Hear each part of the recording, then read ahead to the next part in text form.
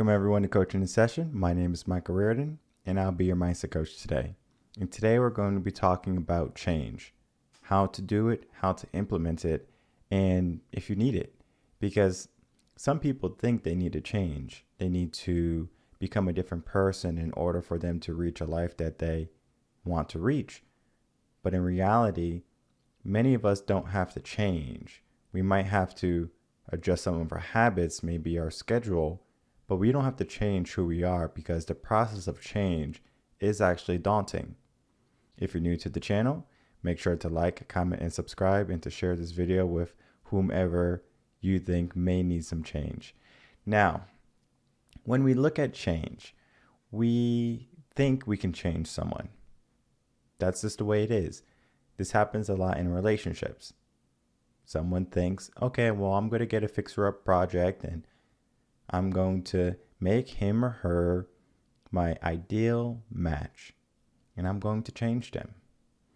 And come during the relationship, all of a sudden, it's not necessarily working out the way they thought it would. Now, of course, sometimes you are able to change someone, but most of the time that change is going to be implemented only by that person. For example, looking at relationships again. If you're in a relationship with someone and they need to change, otherwise the relationship won't work just because of the dynamics, you know they have to change. Now, a man is not going to change for any woman. I will say that. A man is going to change for the right woman. And if you're not seeing your man change, either A, he hasn't had a traumatic experience yet. Maybe you threaten to leave the relationship and he's like, oh my goodness, I'm going to lose you. That's a possibility. And then B, he sees your worth automatically and he wants to change to be the man that you want him to be, right? The man that he needs to be too. Because in a relationship, if we look at the traditional sense of a relationship, the woman is going to be helping the man rise up in the ranks. And she's there by his side. And everyone sees that. Oh, wow, you have a wonderful lady who's helping you run your empire, run your kingdom. And it's not the sense of you're building with him. You are giving him the support so he can build. And if he does the necessary changes in his mind and in his life, you're going to see progress. And then, of course, did you change him? Yes and no, right? He had to be the one to say, I want to implement this change. Now, of course, you can yell and you can scream and you can belittle, but if he chooses to change, that's his choice. Because at the end of the day, we are in charge of our thoughts, our feelings, and our actions. So we're going to be looking at all of the process of changing and how to implement it, because it's not only in relationships. What if we want to have a change in our career, work life, right? Family life, friends. There's so many aspects to change that we have to look at. It's going to be more than just saying, well, I'm tired of doing this and I'm going to change. Because many people just fall into complacency, and before they know it, they're 5, 10 years down the line and they've been in the same job with the same person, and maybe they're not necessarily so happy. So can change bring happiness too? Because we have to start asking that question. Can change bring happiness? If we do it right, yeah. Many of us are going to change for the wrong reasons though. And a little bit is going to be you're misguided, or you have an idea of what the change is going to bring, but you don't necessarily have the wisdom, meaning an experience that, all right, if I change and I do this, then this is going to happen in my life. This typically happens in careers. People are in a career and they eventually say, you know what, I'm just not happy in my career. It happens sometimes in relationships too, but let's look at career first. And they're just not happy in their career and they want to leave, and it could be the job, right? It could be just you have a bad supervisor or bad boss, whatever. That can be enough to make you want to change your position, change your environment. If I was teaching and I had a principal, for example, who was not supportive, who was always attacking me. And I said, you know what? I don't need this in my life. So guess what I would do? I would look for a new school to teach. Maybe a new district if it was anyone in the admin type of area. Now, of course, it could be seen as running away. I'm running away because I have a bad boss and they're terrible and I hate my job because of them. It's a possibility, right? And we typically don't want to run away just because someone is making our life miserable, right? Because we can always fix that. We can always become stronger and we can be resilient to whatever happens. And sometimes you do have to change. You have to move, you have to pivot, and there's a right way and a wrong way to do it and when to do it, because one can be you're running away, one you're running to change. And that change is what we should be running for, right? Because if you're going to one job to the next job and you're just as miserable, and again, you blame the supervisor, the principal, the boss, the co-workers, those are just excuses. I'm this way because of this. And that's going to make change more difficult to happen. So let's look at the process of change before we look at all the scenarios, because there's so many scenarios that someone can change in. But the process of change is going to be a person realizing that they're not going to be adequate or sufficient in a certain area, so they have to make a change to reach that point where they're able to accomplish their goal. For example, in order for me to become a good educator, I had to change the way I was thinking. Now, did I change my character? No, right? Kind, loving, ambitious, all that still stayed there. But I had to change the way I was thinking, because the way I was thinking in a scarcity type of mindset, was thinking in a limited type of mindset. And for a good portion of my schooling career, growing career, I always thought I was a terrible singer. And I'm not saying I'm a wonderful singer and I should do karaoke. I am far from that. However, if I had to teach music, I am confident that I can teach music, even though I don't label myself as one of the best singers in the world or a great singer in the world. That is not necessarily what I look for. So I had to get that out of my head. I had to change my mindset, and I had to say, okay, well, I am a good singer, but how do I do that? And of course, I have to have wonderful mentors, number one.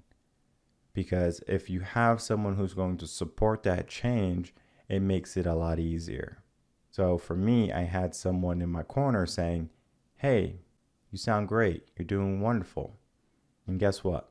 My first year teaching music, because I was a music teacher, I had some students right there, 5th grade, I believe, and they weren't as confident in their singing capabilities, similar to how I was growing up. And I would hear constantly in class, oh no, we're not a good singer.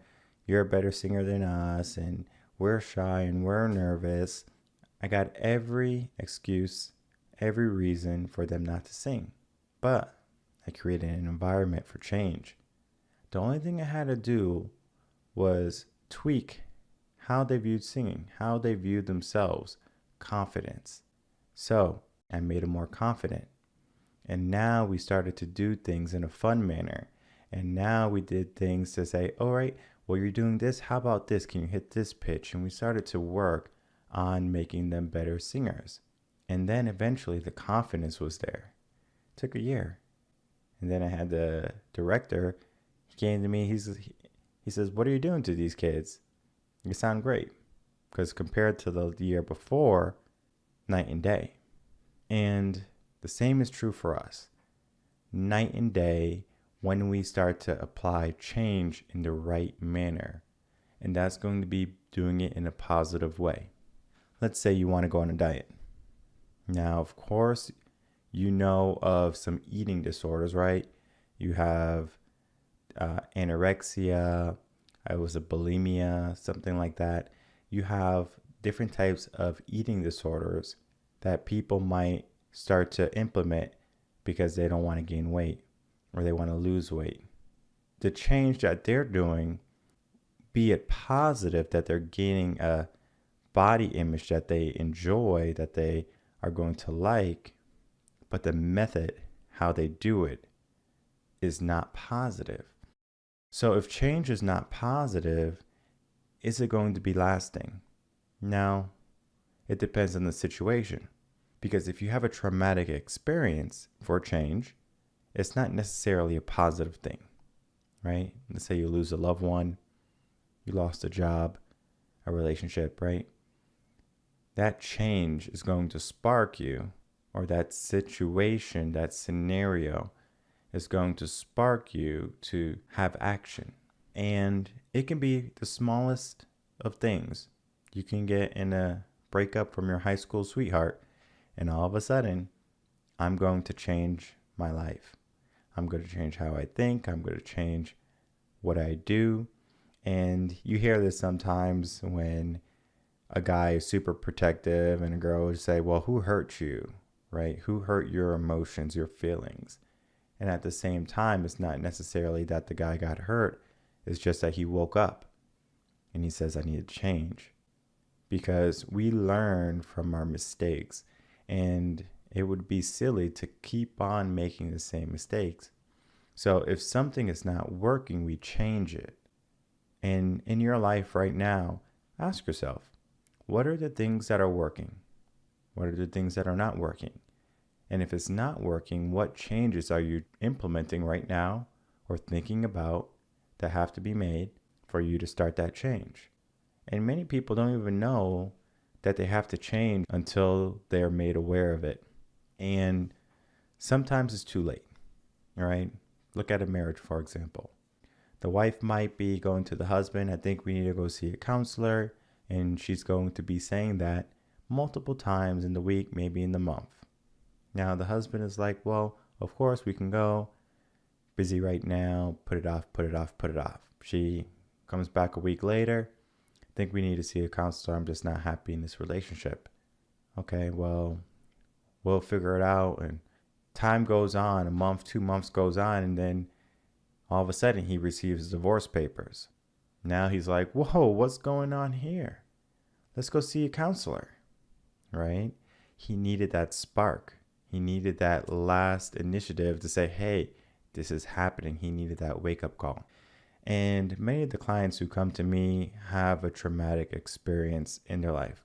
I rarely have clients who say, hey, Mike, I'm just coming in for a checkup, make sure everything's okay. There's a few things I want to change. I want to be accountable. I want to do this and I want to do that. And I'm already on task, Michael. But if I had you in my corner to keep me more accountable, I'm all for it.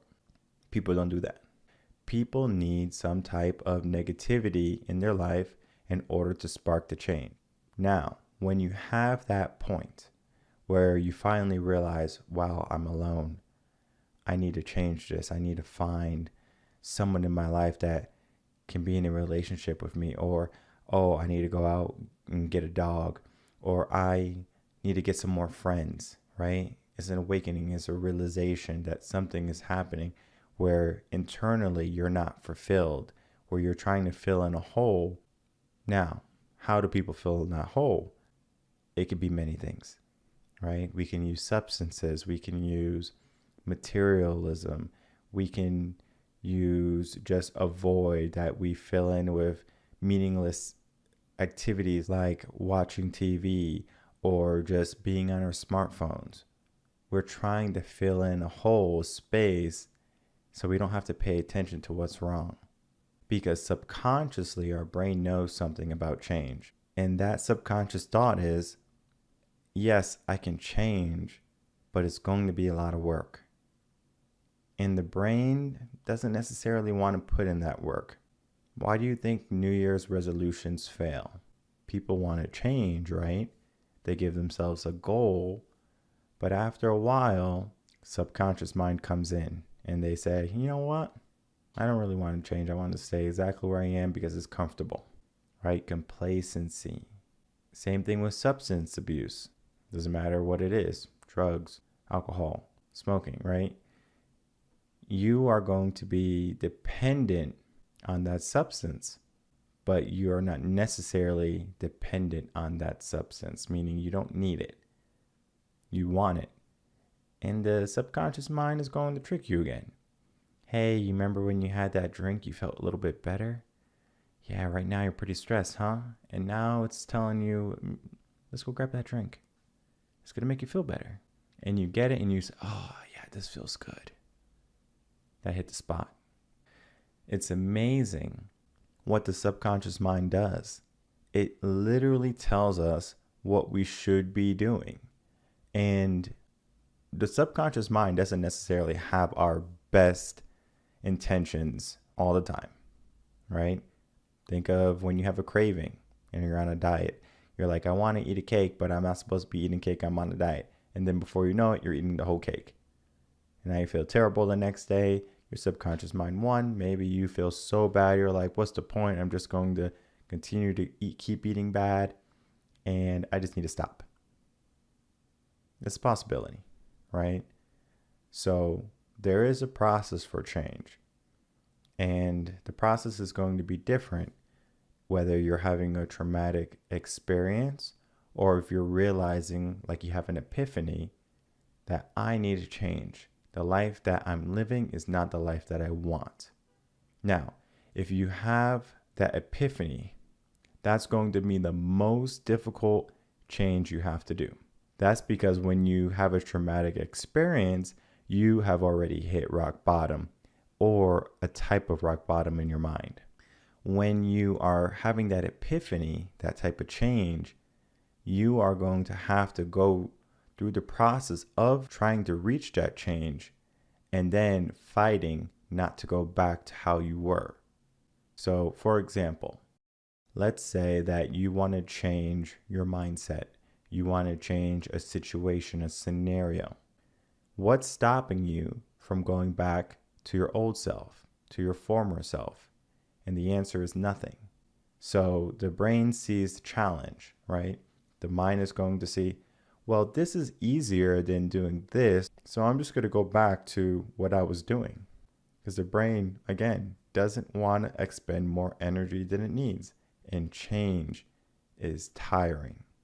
Think about losing weight. You want to change your physique. It takes months to lose weight. You're not going to just wake up and be your goal weight. You have to put in the work every single day. Whether you go to the gym or you work on your nutrition, that's going to be your choice. Now, if you do both together, now we're going to be making our health and our fitness a priority, and that change is going to help us lose weight and maintain the body that we're looking for. So if our goal is to lose 10 pounds, how long is that going to take? We need to plan that out. Because if we just go willy-nilly in the future, okay, well, I'm going to lose 10 pounds eventually, right? When does eventually end, right? When is the destination of eventually? There is none. So if you want to lose a certain amount of weight, we give ourselves a date, a hard date. And change, it's the same way. I'm going to do this hard date. So if you need to implement things in your life for change to spark, you need to give yourself a hard change. If you're having an epiphany type awakening, meaning you come to a realization, I need to change this. It is not helpful. Now, you might have a traumatic type of change event. That could be a death of a family. That can be that you had to go to the hospital because of an illness or a sickness. Maybe one of your friends got hurt and then you felt that pain also, right? That traumatic experience they had made you realize, sort of like an epiphany, but it is a traumatic event also in your life because that's your friend, right? Could be your best friend. And that's going to weigh heavily on you also. So looking at that traumatic event, think of this. If you're over 21 in America, I believe the drinking age in Europe is 18, maybe 16. But if you're of legal drinking age, and you go out one night and you drink so heavily on one particular type of alcohol. Now the next day you're sick, you're hungover. If you get that alcohol you drank that night and you sniff it, you're going to have a gag reflex. Maybe you put it to your lips. You go, all right, I'm just going to have a sip. I'm just going to taste it. And we're like, oh, this is disgusting. I just can't handle it. That is a response your body is having because of that traumatic event. Your body got sick from this type of substance, this type of alcohol, and now the taste and now the smell are going to be off-putting to you. You don't want this anymore. You don't want this in your body. You don't want to be around it. Now, of course, you could still drink other alcohols, but your mind associates that with, I'm not touching that anymore. So we had that traumatic experience. I'm not going to drink that alcohol anymore. The same thing is true when you're having a traumatic experience that causes you any type of physical harm. You get in a car accident. Maybe you are not able to walk. You're paralyzed. How do we change from that? Because there's going to be a lot of change that we have to implement, either for us to start walking again or for us to start to realize we're going to be in a wheelchair for the rest of our life. So regardless of the traumatic event, it's going to require us to change our mindset. So if we want to implement change, how do we change our mindset? Right? That's going to be through coaching, mentoring, understanding the development of the brain, the psychology of humans. That requires time and is going to require effort on your part, because subconsciously right now, you're doing things that are going to be self-destructive and you might not even realize you're doing them. Just like this. I go to my smartphone, I pick it up, I watch YouTube for 1 hour, 5 hours, 10 hours a day, right? That is destructive. That is not helpful. Now, of course, you can watch all my podcasts and you can watch more self-help books and motivational videos, and it might give you a spark, but do you let that spark turn into a fire so you can take action? Or do you just keep on filling yourself up with knowledge and don't take any action? Well, where's the change? You didn't change much, right? Now, of course, you have a wealth of knowledge and wisdom now, but it's not necessarily mean change is going to happen. And in order for change to happen, you need to tear down what is the old part of you and then start building up a new part of you. And that's going to include your mindset, your both your conscious and your subconscious mind. Because your subconscious mind is going to be the determining factor whether you can or you can't. And of course, your mind is you. So anything that's possible is because of you. Can you change? Yes, you can. But you have to believe that you can change too. You have to have trust in yourself for that implementation of change. And then you have to do the necessary tasks that are going to be beneficial for that change. Losing weight. You're not going to go to McDonald's every night after work. That's not beneficial for change. It's not.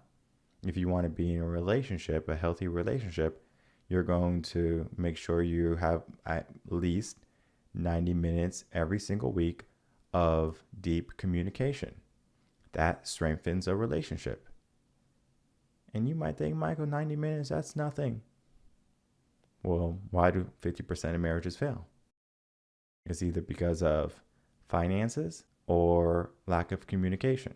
And the lack of communication is going to be dealing with finances. It's going to be dealing with if someone is happy or not, right? Are we talking it out? What's wrong in your life? Tell me. Now, of course, I can't change you, but I can listen. I can support you. And as long as that support is there and you have two people with a like mindset for growth in the marriage and making it work and having a family, then we have something that we can work with. Sometimes you have to get rid of it, and that's fine. Not every marriage is going to be a good marriage because people rush in, they allow the honeymoon phase when their endorphins are running high to make a choice, or they simply go in at a young age and they don't necessarily know what they want in life yet. So regardless of where you are in life, change can happen for you at any given time. You can have a traumatic experience and all of a sudden you say, I want to change. You can have an epiphany where you say, I don't like where my life is going. I want to change. And if you know anyone who is going down the wrong path and they just don't see that they're going down that wrong path, you can't say, hey, stop it. You're going down the wrong path. They're going to keep on going down that wrong path. However, there is something that you could do if you really care about someone. And that's going to be there when they fall. Because if you know they're going down the wrong way, you can be there to catch them when they fall. Now, you don't do that to everyone, right? Because if you did it for everyone, then of course, now you're spending most of your days, most of your time worrying about everyone else. But what about you? What about the changes you need to make? Because at the end of the day, we all have changes that we have to implement. And it takes a type of mindset to be able to help someone. It takes a type of mindset to be there to support someone. It takes a type of mindset to care, nurture, and be patient with people during that change. And not everyone can do that. Now, can everyone learn? Yeah, but not everyone was built for that. So leave it up to the people who have some experience. It's just easier. And you can share this podcast with them. They can spend 30 minutes listening. Maybe I should change. How do I do that? Right? You can start at reverendconcepts.com. Read some of the blogs, the motivational videos. Get that spark. Just start small. And when we start to implement change, we do it so the subconscious mind doesn't realize it. I do it with all my clients who need to change. They come to me and they say they have this type of problem. And I say, not a problem. We can change it. What do you want? I ask them, what do you want? And they tell me what they want. Sometimes I modify it if it's not big enough or if it's not something that they should be going for. I give them an alternative, right? And I say, wouldn't this be better? And they're like, yeah, you're right. That would be better. I like how you think. Now we're working towards something that's even better than what they thought about because maybe they didn't think about it. Maybe they had some doubts, so they just didn't want to do it. Regardless of what it is, we start small and we do it in a way that change happens over a span of time.